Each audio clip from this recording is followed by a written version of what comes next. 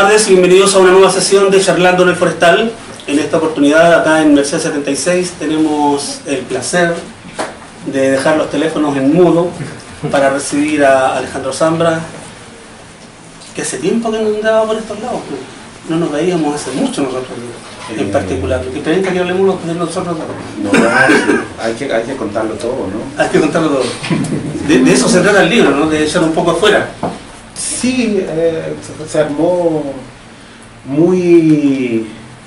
Es muy un resultado de la conversación con el editor también, ¿no? O sea, a mí me gusta mucho ese lado de entre telones, quizá, que no siempre es visible, ¿no? Pero es un libro siempre como que nace de un deseo, y en este caso sí era un deseo de capturar algunas cosas que estaban pasando y recapitular otras que estaban atrás. Pero el editor me ayudó mucho a armarlo. Creo que nunca se agradece suficientemente a los editores. André Braithwaite editó No Leer, y este libro también surge de ese diálogo, ¿no? Que para mi juicio es súper importante. O sea, que te conocía en esta faceta de cronista. ¿Él? Sí. ¿O te conocen todas las facetas? No todas, ¿no? Porque tampoco uno conoce tantas facetas de uno mismo, ¿no? También somos medio sorpresivos a veces para nosotros mismos. Pero lo tenía... A mí me gusta mucho ese diálogo, porque también él es tan obsesivo y tiene mucho amor a las palabras, ¿no? O sea, entonces da mucha seguridad cuando tienes un editor que está leyendo tu libro para que quede mejor. Y no sé, que te dice, no sé, oye, esta palabra la usaste 2 veces, quizás está bien 2, pero no 3. ¿No? Ese tipo de observaciones que son como medio talks incluso, ¿no? Así como, y yo también soy así, como editor también a mí me gusta mucho editar textos. Lo hice un tiempo en la revista Dossier, en la Universidad Diego Portales, que ahora sigue siendo una revista muy buena. Tiene otros editores mejores, creo yo, que nosotros. Pero claro, me gusta ese diálogo también cuando escribía en prensa me gustaba mucho cuando había complicidades y tú entendías que era más colectivo, ¿no? Porque los textos siempre, bueno, hay una firma y qué sé yo, y escribir y leer parecen ser cosas súper solitarias, pero hay una comunidad en torno que a mí me gusta cuando se hace más visible, ¿no? Es un trabajo de más 3 o 4 personas, no es solamente el que firma después. O 20 o 30, o sea, yo muestro un montón. Acá hay algunos amigos que han sido infortunados con manuscritos míos, yo también leo los manuscritos de los otros, y tratamos ahí de que eso tenga... Bueno, también tú encuentras a los interlocutores, por los que quieren leer tu texto, no para cagarte, o sea, también hay unos momentos muy competitivos, absurdamente en la formación de todo, como que haces pedazos del texto del otro, siempre desconfías de lo que hacen con tu texto, lo que tú haces con los otros y los textos de los demás. Pero llega un momento que ya eso se depura y como que tienes interlocutores confiables, que si te dicen, sabes que saca ese párrafo, te puede doler, pero en realidad sabes que lo hacen porque lo piensan realmente. Entonces un editor es como una especie de super amigo, ¿no? En tu caso creo que es súper importante porque tú escribes mucho. No. O sea, escribo todos los días mucho, pero publico poco, no creo que todo lo que haga tenga... Claro, a eso me refiero, o sea, el trabajo del editor, en tu caso es, tú presentas un texto, no sé, en este caso presentaste 500 páginas y quedaron 300. No. ¿No es tan así? No es tan así, este libro estaba más... yo lo veía más, ¿no? Pero... y lo quería, porque además era un libro como que no tenía que escribir, ¿no? O sea, se supone que uno tiene que escribir novela, ojalá larga, que eso es lo que te piden, ¿no? Como ¿cuándo es la próxima novela? Te dan ganas de responder nunca. O sea, pero sí me gusta, o sea, estoy escribiendo una novela y hace mucho tiempo y me interesa mucho. Pero este libro yo lo había visto en algún momento porque tienen que ver también con mi rollo con enseñar también. O sea, un libro donde hay muchos textos sobre enseñar, aprender, traducir, o sea, son, creo yo, cosas que siempre me interesaron mucho, ¿no? De hecho, hay una crónica, no, bueno, el libro entero está bien sentado en esta toma, así que me intimida la... Ah, no hay problema, sí, sí. Después lo editamos. Podemos poner la cámara... ¿Solamente acá? No, de... la gente se va, yo soy demasiado flaco. No, pero si aparte esto como que si me queda un poco más, estoy muy gordo, realmente, ¿no? Antes lo decía y la gente me decía, no estás gordo, y ahora silencio. Entonces esta camisa justo como que se abre ahí. Pero andan por ahí enseñando los bus. No, sí. No, tú estás estupendo. ¿Cómo va la cosa en México? No te pongas nervioso. Sí, un poco.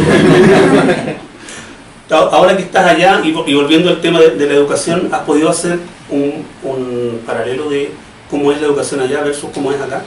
Sí, creo, precario, ¿no? O sea, también todas esas comparaciones son medio... Odiosas, ya lo dijiste. No odiosas, pero provisorias, ¿no? Como provisorias, o sea, comparar países, estoy todo el día comparando países y uno podría llegar a muchas conclusiones, pero igual es inútil porque no te sirve de mucho saber que, no sé, que Chile está mejor que México o que México está mejor que Chile en algunos aspectos. No te sirve de mucho para tu experiencia, ¿no? Pero sobre la educación yo creo que tienen ellos un nivel muy alto, pero me estoy refiriendo a un grupo bastante numeroso como todo en México. Tienen mucha cultura literaria y por otra parte hay un abismo muy grande entre esa clase ilustrada y los pobres, digamos, y eso también existe en Chile. Entonces, yo diría como que tienen mucha... hay en algunos sentidos, culturalmente México es el mejor de los mundos, ¿no? O sea, como hay muchas becas, hay mucho acceso, hay muchos centros culturales gratuitos, los libros son comparativamente baratos. Pero claro, sacar una conclusión sobre eso también es un país que está cayéndose a pedazos por momentos, o sea, por eso digo que la comparación siempre es muy parcial, ¿no? Y uno comete tal vez el error de tirar puros titulares. Al final he dado algún taller allá y me pasan cosas parecidas a las que suceden cuando di talleres acá, ¿no? Tipo, la gente es parecida del otro lado. Bueno, es fácil hablar con los mexicanos, ¿no? Es muy fácil. A mí también me resulta fácil hablar con los chilenos, pero no soy chileno. Entonces, no sé cómo será. Sí parece que tengo un poco de acento, me dijeron recién, ¿no? Todavía no. O sea, me gustaría que me lo dijera alguien que no supiera que estoy viviendo en México, así que me creería. Pero ese es un tema también de este libro, ¿no? Como el temor a perder el acento, que supongo que va a suceder, ¿no? Sí, lo te explayas ahí en que es un temor. ¿Por qué es un temor? Sí, porque es que no sé, por ejemplo, no un temor, es una inquietud, ¿no? ¿Ya? Yo lo tiro ahí como un temor también porque es una parte medio cómica también del libro, ¿no? En el fondo... El libro es muy cómico, me reí mucho. Qué bueno, esa es la idea, ¿no? Y pasarlo bien, siempre es la idea, ¿no? Sí, concordamos en mucho. Me hizo mucho sentido a mí como librero eso de el autor bueno que hay que mostrar, porque ¿cuál es el autor bueno? Bueno en comparación a qué. Claro. No hay autores buenos, hay autores que me gustan y autores que no me gustan. Qué bien. Yo pensaba como en esos momentos en que él dice, bueno, yo hablo chileno en mi casa, ¿no? Y después dice, bueno, por eso no salgo de mi casa, ¿no? Como que no hay, porque la rebeldía léxica viviendo en otro país es muy absurda, ¿no? O sea, llamar las cosas como no se llaman en el lugar donde está, o sea, no tiene sentido, o sea, decir, bueno, el auto, ¿no? O sea, no se dice auto, o sea, eso es muy natural cambiarlo, pero le tengo miedo a perder el canto, o sea, el tono, y luego, por otra parte, no es miedo, o sea, es una pregunta, por ejemplo, mi forma de escribir, creo yo, ustedes pueden estar por supuesto en desacuerdo, pero es muy de chileno coloquial, ¿no? O sea, un chileno reconoce un tono medio chileno, aunque que no tiene que ver con los modismos, sino con la música. Y no sé si eso lo ve a alguien que no sea chileno, pero tengo la sensación de que sí se escucha así.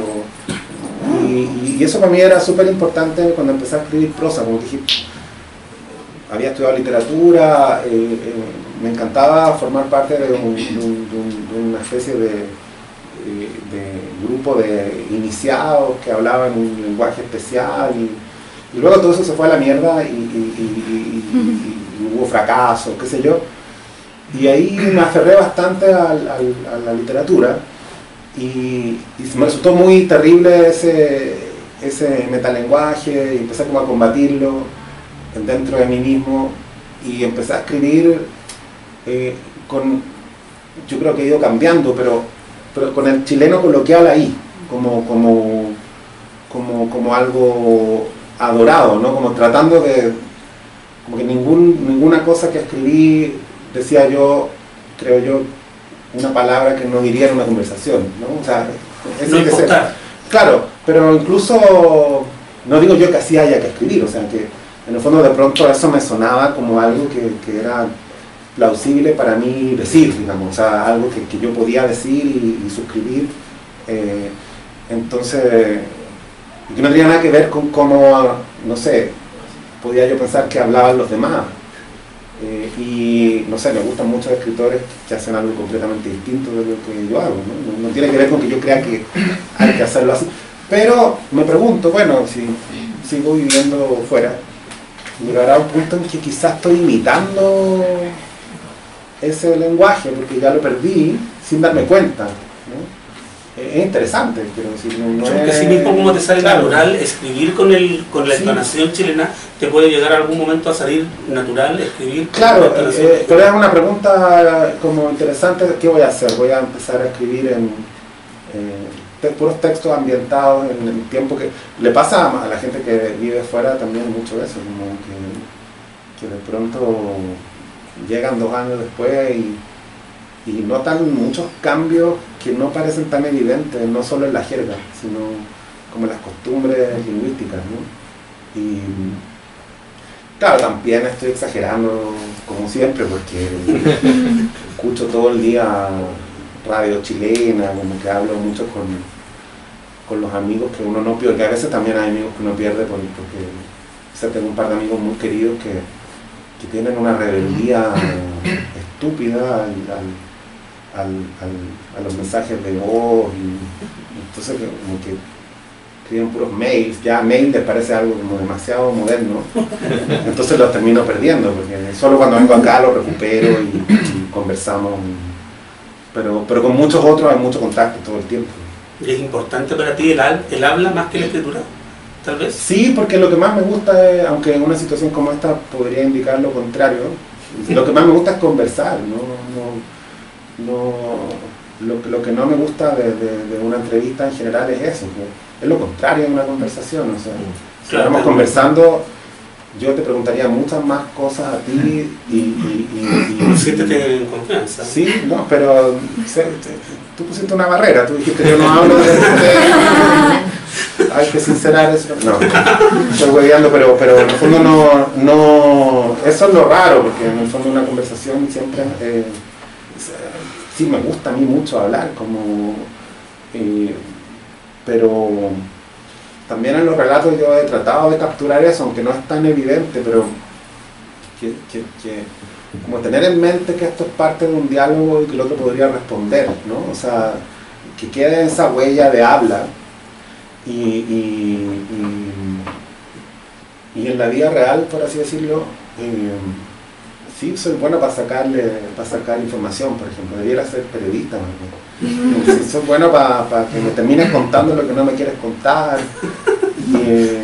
Por ejemplo, me dijeron, por eso estoy tan asustado. Pupo acá, por ejemplo, sí. puedo contar cosas sobre él que solo yo sé. Y sé que yo las... pero a nadie le importa. no, sí, creo que importa. Está eso también, ¿no? Como esa dimensión de... Bueno, pero no estoy con puro... No, está bien, sí. Es una conversación relajada, no te lo voy. Relajémonos. Están todos relajados.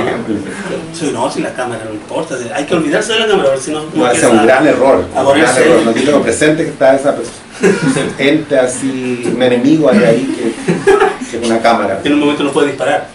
En cualquier momento. Así como con la crónica de los argentinos, ¿hay alguna posibilidad de hacer una crónica con los mexicanos? Yo no sé. Me reí demasiado con eso. Es que ese es un cuento, ¿no? Bueno, no sé, ya me pongo yo a hacer esas precisiones que evito, ¿no? Como que no quiero que me hagan a mí, ¿sabes? Pero es un cuento injusto probablemente Además no es contra los argentinos. No, para nada. No, porque termina... No, sí. Podemos pelear. Sí. No. Pero yo no sé todavía cómo voy a hablar de México tampoco, ¿no? Es un país muy complejo, muy hermoso, muy divertido y terrible, o sea, se disfruta y se padece en términos como de atmósfera. Estoy en un contexto muy favorable, con una nueva familia grande mexicana que incluye múltiples tías y tíos y no sé, no sé muy bien todavía cómo lo voy a abordar, si es que lo abordo. Y tengo un hijo mexicano, ¿no? O sea que me parece que su balbuceo está en mexicano, ¿no? Hace el sonido del tigre y me parece que es un tigre mexicano, ¿no? No sé cómo va a ser eso, pero a veces pienso que estaría muy bien vivir acá también, o sea, sí siento que estoy en los dos lugares. Eso. Pero Sombra es un ciudadano del mundo a esta altura. No, ya. No, además la única diferencia es que ahora sí no hay ticket de vuelta, digamos, ¿no? O sea, otras veces viví fuera y sabía que iba a volver y quería volver y ahora no es que no quisiera, sino que empezamos a conjugar todo en plural y sí nos gustó la idea de vivir allá, pero claro, no sé, no importa mucho tampoco para qué planificarlo todo tanto, ¿no? Si estás bien y estás tranquilo, lo demás se irá dando. Sí, creo yo. Como que me sentí en terapia, ¿no? El sillón, el efecto del sillón. Perfecto. Sí, no, está todo bien. Todo bien. ¿Cómo lo salgo al mundo, ¿no? Que se cae a pedazos, pero... No volvamos a ese, también viene lo bueno. Ya, no, sí, vengo de ahí, o sea, ¿vienes de allá? Sí. No, está muy jodido todo. Para los que no se enteran, hay elecciones en Brasil el domingo y van a ganar los buenos. Siempre ganan los buenos, pero... y ganan todos. Van a salir todos diciendo, no, nosotros ganamos. Va a ganar el malo y un montón de gente va a sufrir. Que suponen que lo van a poder controlar, o si un loco de mierda, o sea, no quiero yo decir por supuesto también me da vergüenza nuestro presidente, pero en el fondo este sí que está loco, o sea, no sé. Creo que al final sirve para eso, para que uno vea que hay algo peor y nos quede un conformismo. No, claro, después de Donald Trump como que Piñera parecía un príncipe, o sea, pero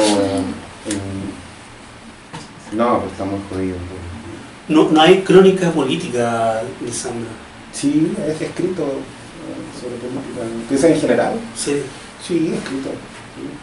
En el país a veces, un par de veces. Me las he perdido, las voy a buscar. Sí. No sé si son buenas, ¿no? O sea, no sé, en no leer también hay algo. Sí, pero, hay algo. Pero no sé, en sí mismo yo no diría que los libros tienen que recoger todo. O sea, creo que con política me pasa a mí que a veces tengo opiniones muy sensatas y muy parecidas a las opiniones de mucha gente, ¿no? Entonces, nunca quisiera yo transformarme en alguien que opina por opinar, sin tener nada que decir en el fondo, ¿no? Que creo que es un riesgo del oficio, ¿no? El bargalloseo, ¿sí? ¿No? Ya hay que hablar de esto, hay que hablar de esto otro, y como que se burocratiza.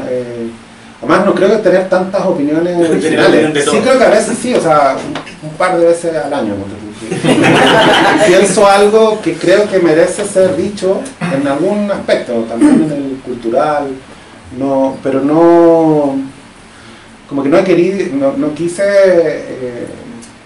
bueno, no, yo no debería hacer estas cosas porque después las dice y nadie te ofrece trabajo, ¿no? Pero como que yo quise dejar la prensa por eso, porque me parecía muy insatisfactorio para mí mismo y en general, así, la obligación de hablar de algo en la página de cultura, que es como la página del loquito, que dice cualquier cosa y, mira, no, es artista, ¿no? Y luego también como la obligación periódica de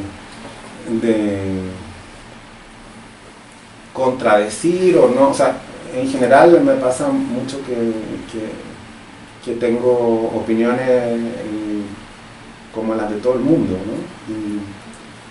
Y me gusta a mí sumarme a la multitud también, ¿no? Como que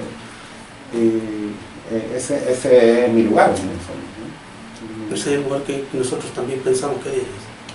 Y nos gusta, ¿cierto? Sí, multitud de la ser uno más, pero tal vez más claro. Sí, no, pero no. Yo no podría escribir esto. Pero uno va cambiando de posición también en el fondo no sé, supongo que no. Hay un deseo de consistencia que a mí me parece problemático, porque este libro creo yo que más bien celebra la contradicción, ¿no? O sea,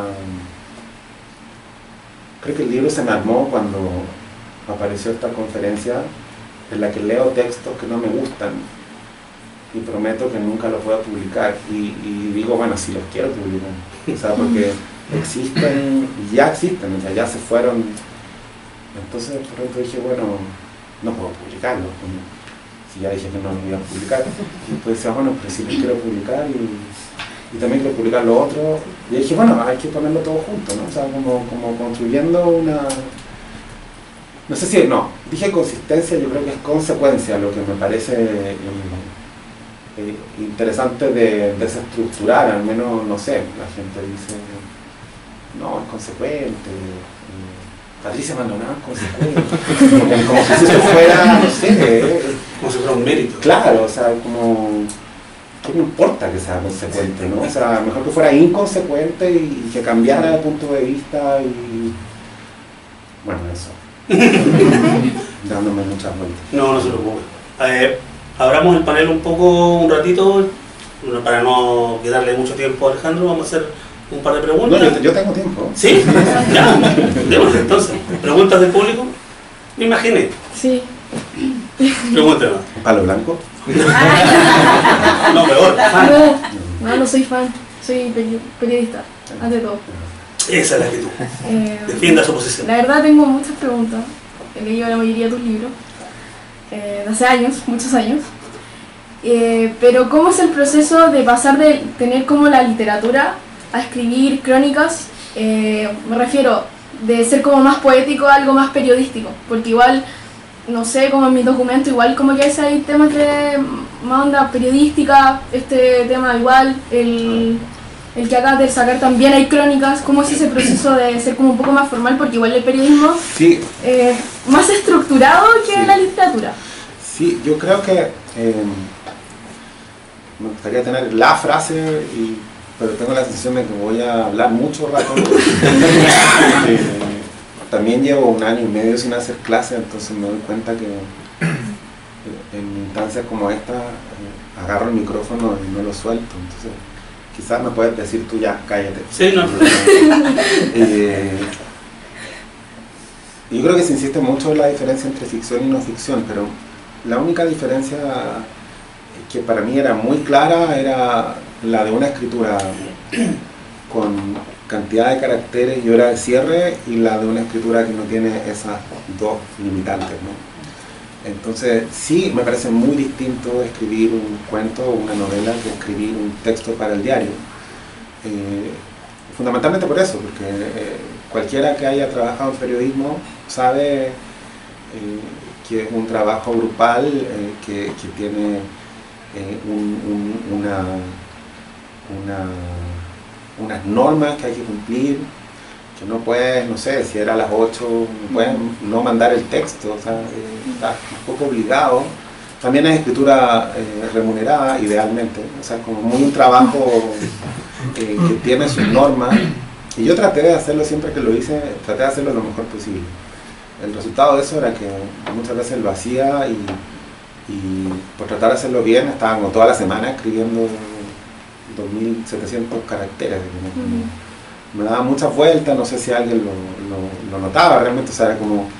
Después, bueno, salen estos libros de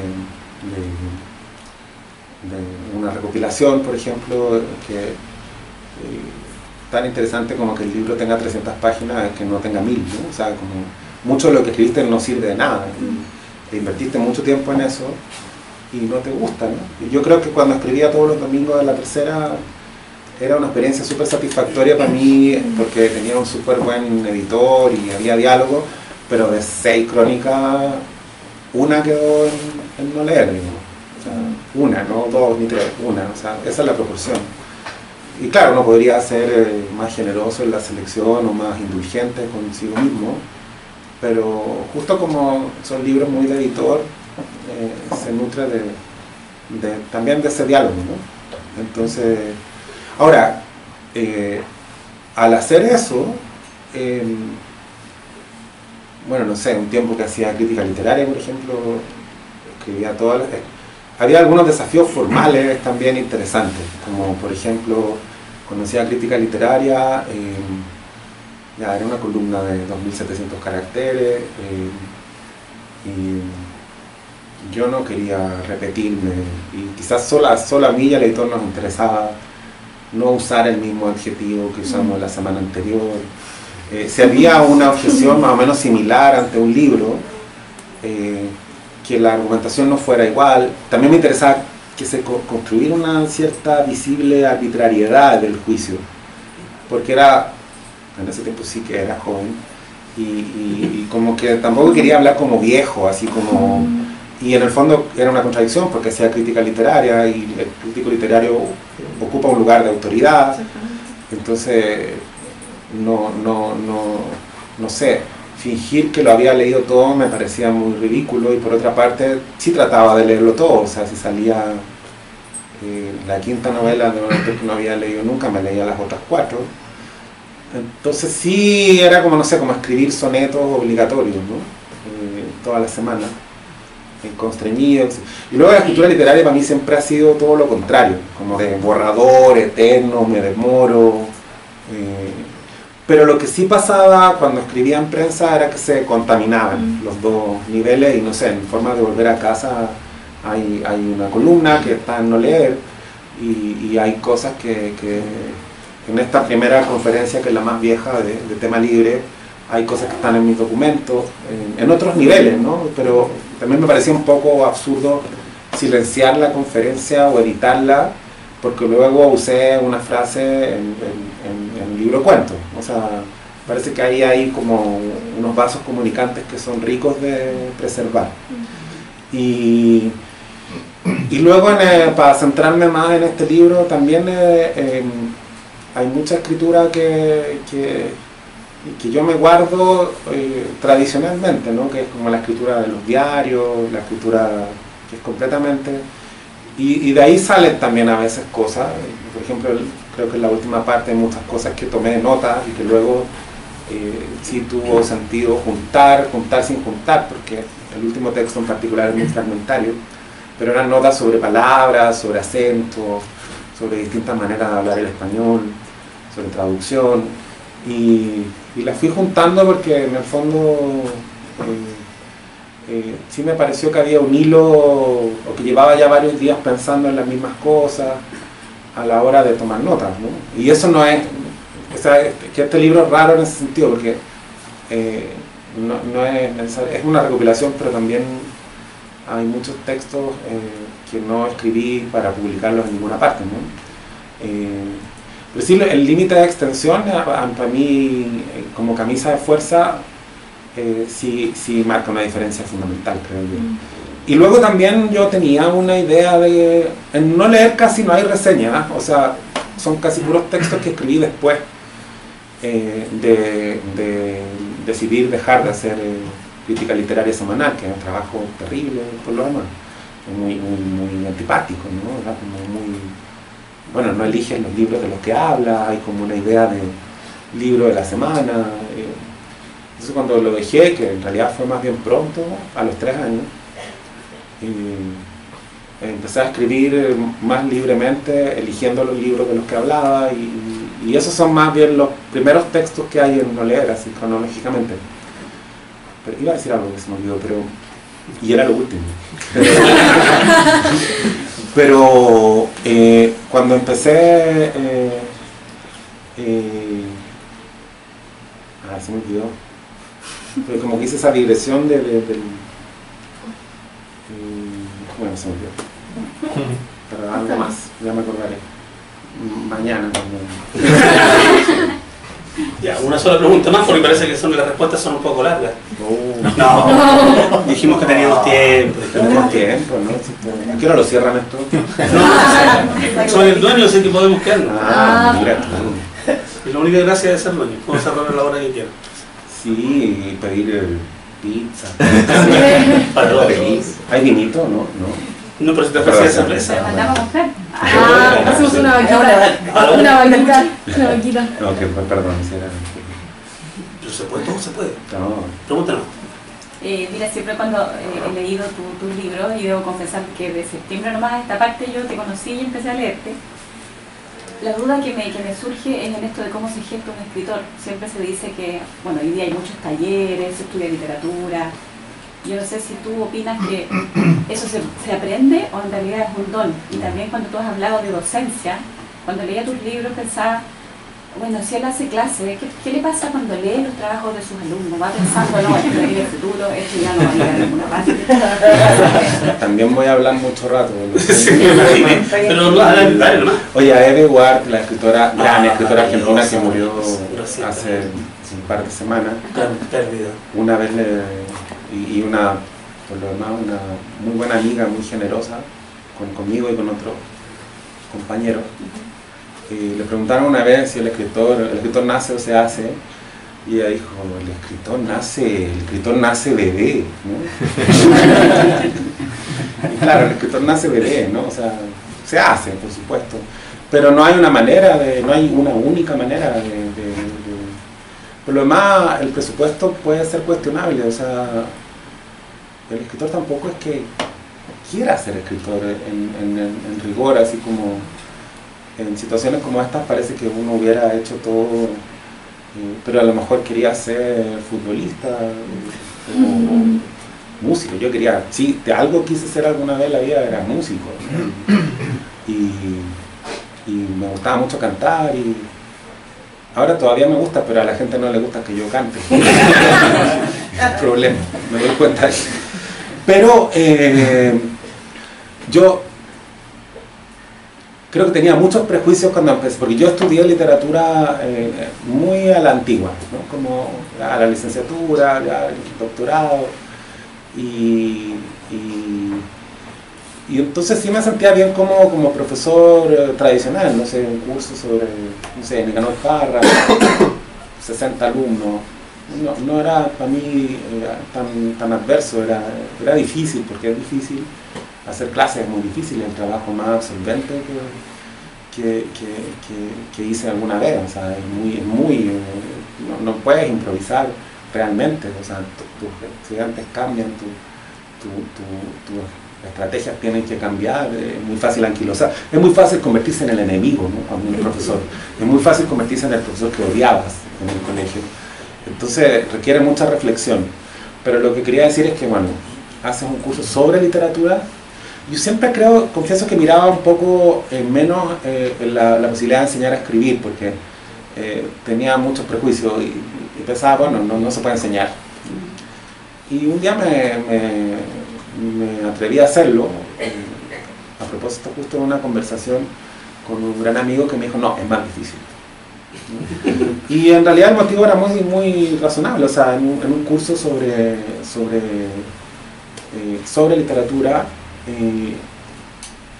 hay los 80 estudiantes, los 60 estudiantes, bueno, eligen si participar o no, si existir o no, ¿no? Y en un taller todos existen y todos tienen que existir y tú tienes que favorecer eso. Y luego, no sé, ya la respuesta es más difusa, pero depende de la edad, creo yo, porque yo tenía unos alumnos de 20 años y yo no iba a ser, ni quería ser, y no estoy a favor de la lógica represora, ¿no? Pero tampoco del hiper-hipismo, o sea, no sé, porque yo veía que había profesores como súper autoritarios, ¿no? Como, si tienen 18 años, yo a los 18 años en un taller literario hubiera dado jugo así, pero no te explico cómo, o sea, no tenía idea de qué escribir, no sé, tenía como pura literatura en la cabeza y muy poca lucidez para conectarlo con mi propia vida, solo puedo recordarme de cosas que reprimía, ¿no? Y jugaba, pero hubiera sido pésimo como en un taller, y entonces está como esto de ya no, destrozó el texto y eso es bueno porque lo dejó llorando, ¿no? Eso yo no quiero hacerlo con nadie, ni en ningún contexto, me parece súper autoritario. Y por otra parte también estaba el taller que era como, oh, qué lindo que saques esto que tienes dentro, vamos, que hay que... No, tampoco podía ser como un taller como, no sé, de Eli de Caso, ¿no? Así, no podría. Entonces empecé a tratar de construir un método, y un método que por supuesto va cambiando como debe ser, ¿no? Y que equidistara de esos dos polos que me parecen los dos muy nocivos, ¿no? Y tienes que también ser capaz de ver al estudiante, ¿no? O sea, verlo. Y luego hay otros talleres que, no sé, si ya publicaron libros, qué sé yo, como que se pueden hacer otras cosas. Creo que en cualquiera de los casos siempre hay que detenerse mucho en el texto. O sea, en un taller donde nadie raya ningún texto no sirve para nada.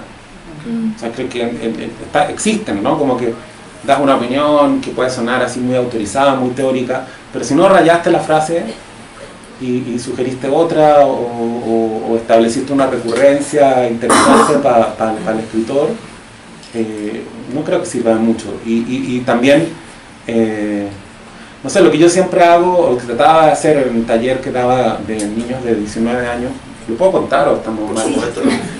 Era una cosa muy sencilla que yo sé que otra gente la hace también, que es llevar darles la misión de ir a leer el diario del día en que nacieron a la biblioteca, ¿no?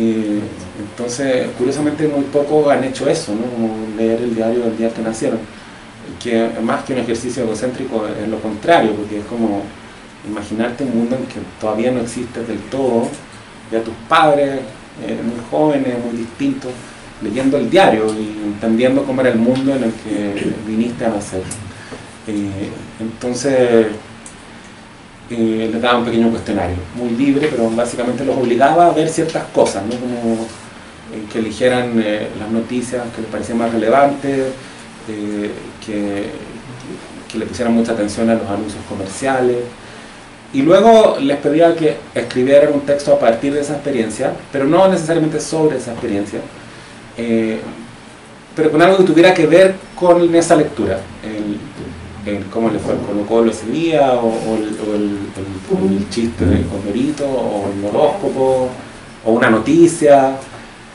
Y entonces algunos escogían una noticia y la profundizaban, otros se imaginaban la escena de sus padres leyendo ese diario, otros, no sé, siempre les llamaba la atención a mis alumnos lo lentos que eran los computadores más modernos, ¿no? Que siempre había como algún anuncio de computador y se reían mucho, ¿no? Estaba muy increíble que los computadores fueran tan lentos. Cualquier cosa, ¿no? Y a partir de eso podían cambiar completamente el plan. ¿Para qué me servía eso a mí? Para entender el proceso. Porque claro, en todos los libros hay un... no sé por qué, ¿no? O sea, no sé por qué un día estaba de vuelta a la casa y decidí no irme por el camino de siempre, sino por otro camino, y justo me encontré con él. Y ahí pensé... siempre hay una historia así como medio indecidible, y muchas veces esa historia está oculta y no ni siquiera uno la recuerda, ¿no? Entonces lo que yo sí sabía a través de ese procedimiento era el origen del proyecto. Y como era una cosa que es muy difícil que te deje indiferente, muy difícil que leer el diario del día en que naciste te deje indiferente, muy raro. Podía acompañarlo en todo el proceso y sabía ese no sé qué o no sé cómo, lo conocía. Y claro, era vulgarmente fácil de establecer porque sí sabían por qué. Estaban en un curso y el profesor les dijo anda a leer el diario. O sea, y yo creo que ese momento es muy valioso de compañía. Y también funciona porque el taller en el fondo es más lo que pasa entre los estudiantes que en relación al profesor, ¿no? O sea, se crean grupos y comunidades que son muy valiosas y que generalmente duran mucho tiempo, prescindiendo del profesor incluso, ¿no? Entonces estaban haciendo lo mismo pero distinto. Todos estaban escribiendo más o menos lo mismo porque compartían el origen, pero sus libros eran completamente distintos. Entonces eso sí me servía. Y hay otras cosas que es de ese tipo que logré deducir, siempre sintiendo que era muy difícil, ¿no? O sea, era difícil, siempre era difícil. Y también a veces había que cambiar de método, qué sé yo. Pero no sé si contesté la... Sí, gracias. ¿Te gustan este tipo de conversatorios o sí. No, podemos echarlo a todo y cambiamos el punto. Pero sí. Sí. ¿Alguien más? ¿Una última? Y ya vamos a terminar. Vamos a seguir con lo nuestro. ¿Sí? Ya, todavía no hablamos del libro. Sí. Bueno, No, sí, lo esbozaste rápidamente, hemos tocado dos crónicas, pero no hemos ahondado. Estructuralmente... ya te pusiste la tela. No. La estructura, sí. Sí, que la estructura siempre es importante. ¿Qué has visto del...? ¿Esto lo publicas en alguna parte? Sí. ¿Y así desordenado?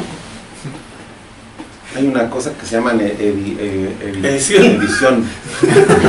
No sé, se puede editar, pero bueno. Para aquí, si a la gente le gusta la naturalidad. Sí, pero como la edición de color, así como... Sí, eso sí se puede arreglar. El cutis del autor no tiene ninguna relevancia. ¿Cómo has estado estos días acá? ¿Te encontraste Bien. con amigos? ¿Volviste a hablar con gente que no hablabas? ¿Qué has hecho hace un pocos días igual? Sí, ¿cómo has estado tú? Yo bien. Han sido unos meses duros. Las ventas, ¿cómo andan? La alegría no llegó. Ya. No. Y No eran tiempos mejores. Y los tiempos mejores tampoco. Todos bien. Y son todos iguales, así que el próximo va a ser... ¿Trabajas con tu esposa? ¿Cómo es eso? Para mí es bueno porque a mí me encanta estar con ella, pero no, mejor no lo pregunté. Yo creo que no es recíproco. ¿Y el barrio? El barrio es un poco hipster, pero Pero tú también. Pero uno se desjuzga todo, entonces al final somos todos iguales y como a todos nos gusta leer, lo que hacemos es este tipo de conversatorio. ¿Tú tenías siempre el sueño de la librería? ¿No? No, porque todos tuvimos el sueño, todavía lo tenemos. A mí me encantaría tener una librería. Todos queremos tener una librería. Sí. A mí me gustaba trabajar en librería. Nunca pensé tener una librería, se fue dando de a poco. Y llegó un momento en que... ¿Cuánto tiempo llevas acá? 4 años. Sí, alcanzamos a vernos en Providencia la última vez cuando yo estaba allá. Y está bien el Excel. El Excel El suma y resta, dices tú, estamos ahí. Y eso es bueno. Sí. Siempre es bueno, porque no... Bueno, si quisiera ganar... Pero ¿cuáles como son tus proyecciones? Mis proyecciones serían... Lo ideal sería poder traer a Stephen King a una cámara, pero no me ha resultado. Pero es lo que hay acá. Tiene problemas de agenda el tipo, no tantos como la tuya, porque tu agenda ha estado apretadísima. Yo creo que la tuya está No, para nada. Está pega, pues, uno se pasa el rollo de que es un espacio genial, que la gente va y le recomienda el libro, pero no debe ser fácil tu trabajo, ¿no? Pero es que esa es la parte agradable, recomendar libros, para lo cual uno tiene que leer. Pero luego yo me acuerdo de, por ejemplo, un primer librero amigo mío, Miguel Vélez, que tenía una librería, no sé si alguien la conoció acá, que se llama Juguete Radioso. Era genial, la librería en la Plaza Ñuñoa, en Humberto Truco, como ahí donde están ahora esos cafés, qué sé yo. Había una librería, nadie dio nunca a esa librería. ¿Y tú?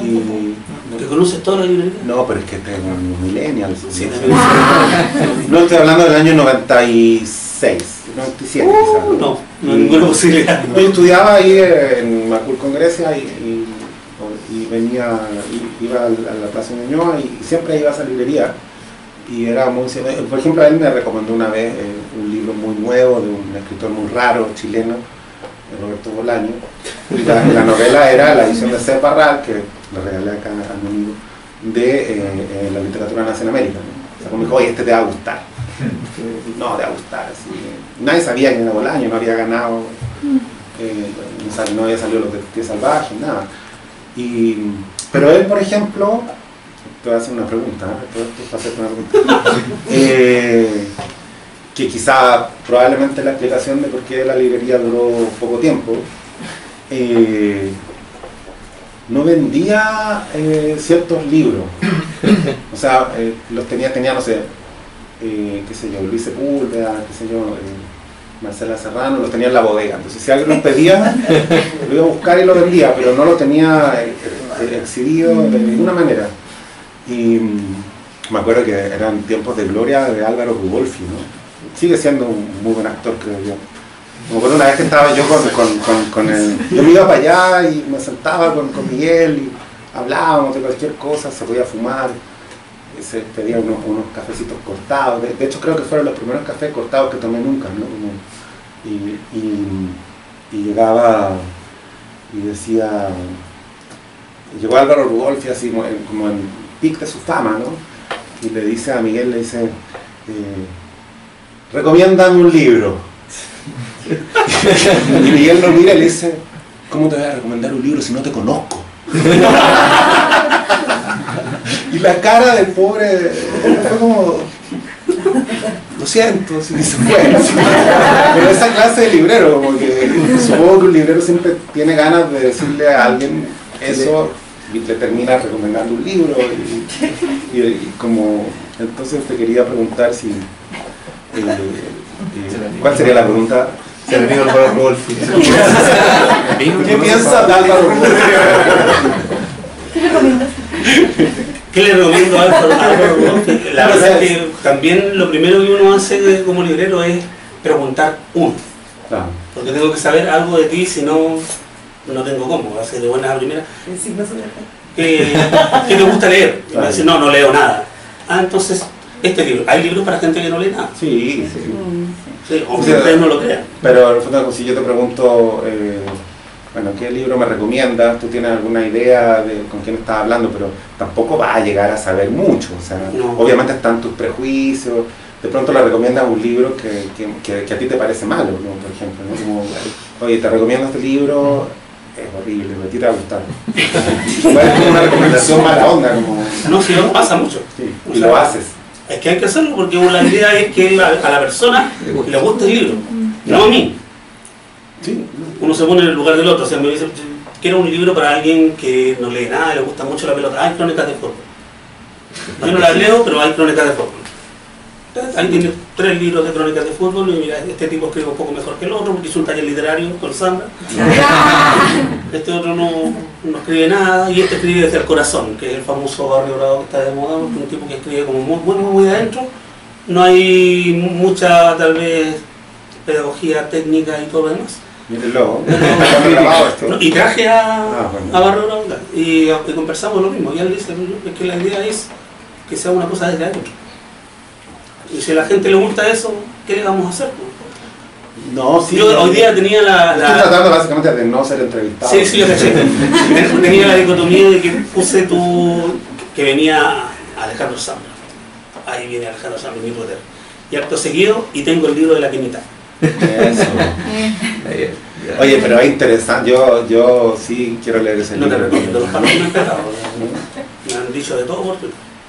Pero hicimos una vez en la revista Dossier contamos que era un número sobre vida privada o vida íntima, no sé yo, y agarramos todas las portadas de Lun, de Zamorano, Quinita, Chino Río, y contaban la historia de una forma muy impresionante, porque obviamente había partes que no se contaban, porque no todo había sido portada, pero estaba toda la historia entera, así, tú veías una portada, otra portada, otra portada, y era una excelente manera de contar una historia. ¿Sí?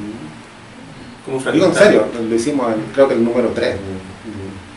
O sea, porque claro, toda la historia estaba contada en portadas, ni siquiera en noticias, sino en portadas, ¿no?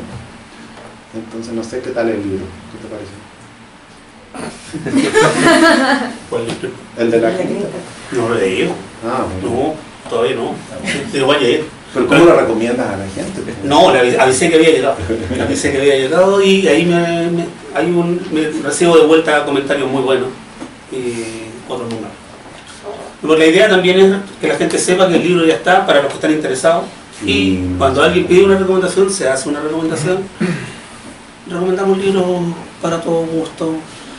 Debe ser como la historia del juguete rabioso de esta librería, era también como un librero que, claro, era un dispararse en el pie, porque en el fondo de verdad él no vendía libros que le parecían malos.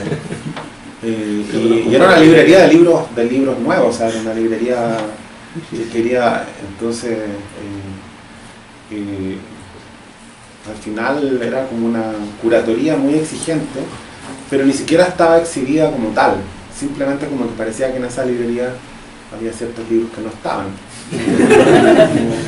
Y estaban ahí en la bodega, creo que uno de los socios era que como que negociaron esto y dijo, no, pues tenemos que tener estos libros y dejen al menos tenerlos en la bodega. Entonces iban, lo buscaban. ¿Pero ese es el tipo de librería que te habría gustado tener a ti? No, yo creo que, no sé si alguna vez lo pensamos seriamente, digo, lo pensamos sin saber con quién, porque son cosas que siempre son más colectivas, ¿no? Como, bueno, en la Ciudad de México hay algunas librerías de viejos muy buenas, así es muy difícil, o sea, hay muchas librerías muy buenas en la Ciudad de México. Quiero decir que sí me importa a mí el espacio de la librería de viejo, y me gustaría mucho hacerle la competencia a este señor del CID. Es difícil.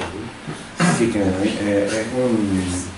Y yo siempre, o sea, como que soy de pocos rencores, pero como que me acuerdo una vez que yo compré hace muchísimos años una edición de Plaza de Janés de En busca del tiempo perdido, en 2 tomos.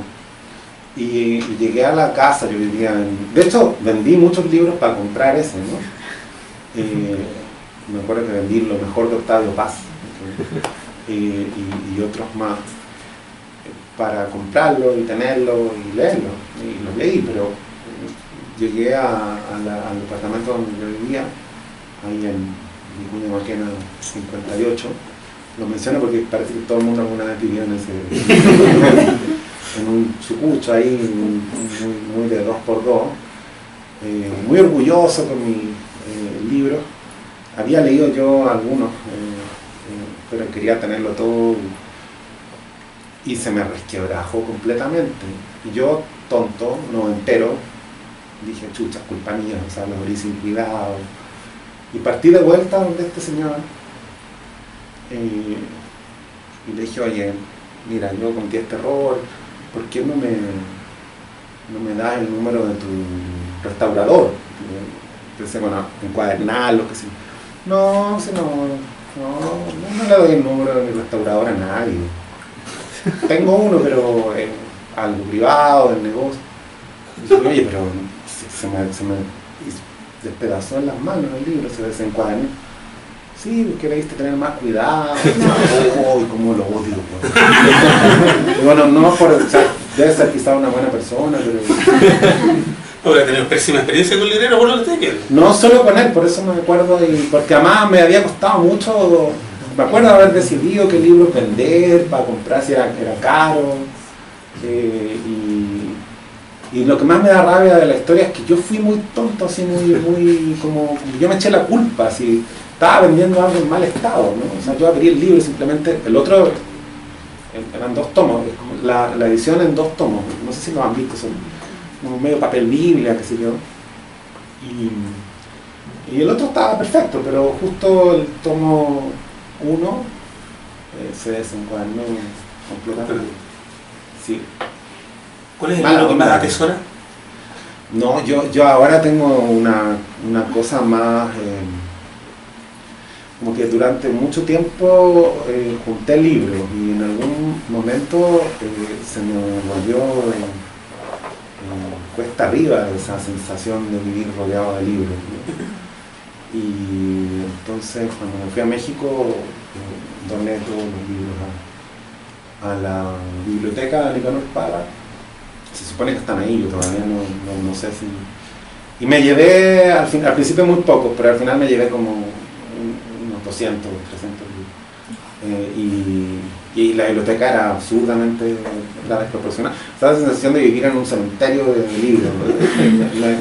Me vino un día, después de haber tenido siempre la otra sensación, como favorable al coleccionismo, y me sentí ridículo, así como mamá, tanto libro que no iba a leer nunca.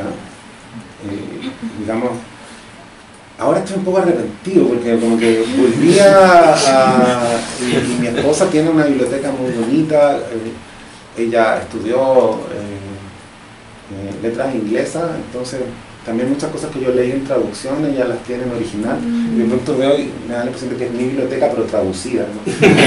O sea, no traducida, es como la biblioteca original. Y igual termino acumulando libros, pero no estoy arrepentido, solo que sí, a veces sí, ¿no? Me pasó, Julián Herbert, el escritor mexicano, me dijo, cuando yo le conté esto, me dijo, es un error. O sea, esos libros que crees que puedes desprenderte de ellos, mañana los vas a necesitar. Y un poco eso ha pasado, como que, ¿por qué no? Nunca voy a leer esto de nuevo. Oye, hay una frase ahí. Y sin embargo, para responder bien tu pregunta, dentro de los poquitos libros que me llevé es casi pura poesía chilena. Y también los que tuve yo, de algún momento tuve peligrosamente la tentación del coleccionismo de primeras ediciones, qué sé yo, entonces sí llegué a tener, pero no me interesaban las de Neruda, era Teillier y Lim. Entonces tenía sigo teniendo, tengo relación personal de Gonzalo Millán, que es una joyita, La pieza oscura de Enrique Lim, no sé, El cielo cae con las hojas de Teillier, esos libros los tengo ahí. No los tengo allá. Los tengo ahí y sí tienen un sentido bien simbólico, porque tampoco es que los vaya o sea, también los podría haber, pero están medio dañados, o sea, como que hay que tenerlos con cuidado. Pensé que es más un objeto de cariño que por el... Sí, no, yo tenía mucho eso, pero que luego de verdad de pronto me empezó a parecer ridículo, porque también era como, no sé si leyeron esa novela genial de Elías Canetti que se llama Auto de Fe, que el protagonista vive en una biblioteca de 20.000 volúmenes, tiene tapiadas las ventanas para poder poner librero. Incluso el baño lo convirtió en una especie de lavatorio móvil para simplemente ganar el espacio de la biblioteca. Es una novela bien paródica y bien divertida y también muy muy llena de sentido, ¿no? Porque tiene un lado cómico y otro lado muy difícil de describir rápido, pero también cuando leí esa novela quizá ahí se me sembró la idea del como que es ridículo, ¿no? Vivir con tantos libros. Y sin embargo hay algunos que atesoro y a los que le tengo mucho cariño. A todos nos pasa entonces. Sí. Es algo que se llama edad. No, claro. Sí, es eso. También creo que había una cosa medio arribista en coleccionar, ¿no? O sea, como construir una tradición propia. De hecho, yo tenía eso súper claro, aunque quizás no lo hubiera dicho de esa manera a los 20 años, pero como que tenía cierto orgullo de que todos esos libros eran míos y eran los únicos libros que había en la casa. Desarmaba la biblioteca de silla y dejaba solo los que me gustaban. Unas cosas que se ven bien patéticas a la distancia. Y tenía el orgullo de que los libros eran... Además también es la biblioteca perfecta, la de los 18 años, porque son puros libros que leíste enteros, que releíste, que anotaste. Luego ya se va desperfilando y juntas cosas un poco por juntarlas. Tampoco hay tanto tiempo. Y uno siempre, además, no hay ninguna excusa para tener tantos libros y no compartirlos. Entonces habría que asumirlo, no hay ninguna excusa así real. La mayoría de la gente que tiene bibliotecas personales dice, no, es que los necesito, mentira. O sea, también, pero claro, tenemos muy malas bibliotecas en Chile en general, aunque eso creo que ha mejorado mucho, pero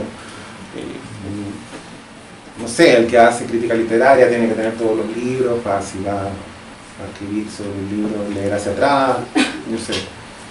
Pero se comparte poco, creo yo, los libros, o sea, será el sentido de dejarlos en una biblioteca para que la gente los pueda consultar Y decirlo. Sí, ¿no? Y luego también están los libros que realmente no leímos en su momento, no porque no quisiéramos leerlos, sino porque no había tiempo. Y también están los libros que uno acumula por motivos muy difíciles de establecer, ¿no? No sé. Desde ese que te regalaron, que te regaló la abuelita. Sí, claro. No lo leíste, pero no lo regaló la abuelita, no lo voy a mostrar. No, claro, lo emocionó, tenía, no sé, por ejemplo, un libro que ¿qué pasó? La carambola. ¿Ah? Se le agarró la pierna. Ya, ¿alguna otra pregunta para ir finiquitando? ¿No? ¿Comentario? Sí, por favor. Yo quería saber cómo... yo sé que llegaste a conocer escritores que te gustaban. Sí. Me gustaría saber cómo es ese proceso de llegar a conocer, primero leer a alguien y después llegar a conocerlo. Es muy raro yo no sé quién escribió una crónica que recuerdo muy bien, pero no recuerdo el autor, que era muy fan de Cortázar, ¿no? Y era escritor también, realmente no sé quién era el autor de la crónica, pero era un escritor más joven. Y alguien le hace la movida para tomarse un café con Cortázar y él está súper nervioso, así. Y entonces se sienta Cortázar, llega y saca una boquilla, mete el cigarro y empieza a fumar, ¿no? Y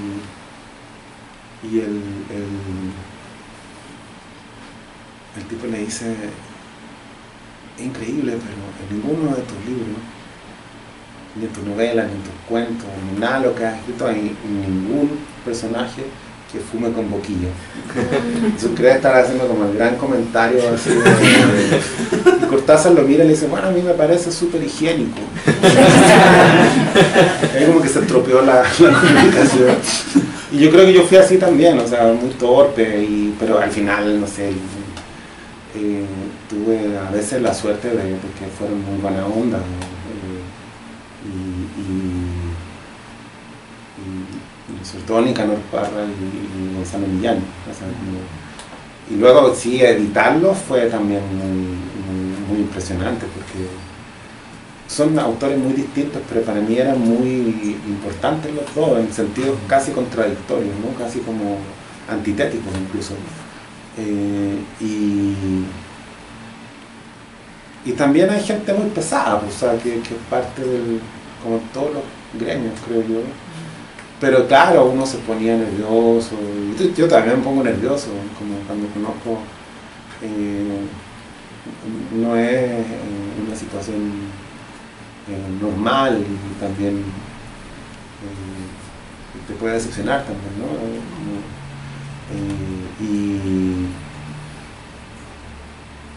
Y claro, también tenemos muy la sensación de conocer a los autores, ¿no? Que puede ser equívoca. Que aprecia un poco la broma. Claro. Entonces hay mucho preconcepto y expectativa. Pero también creo yo que para mí siempre lo importante estaba en el texto, o sea, era una circunstancia conocer al autor.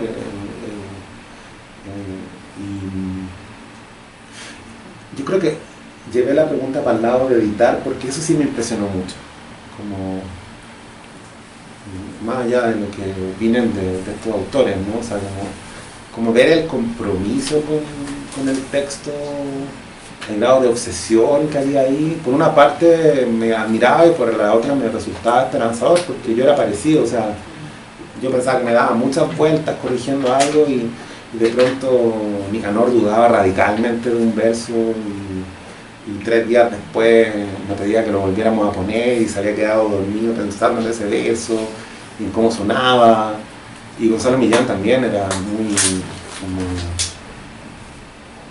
no sé, y como muy tímidamente decía, bueno, mira este verso, tal vez habría que cortar.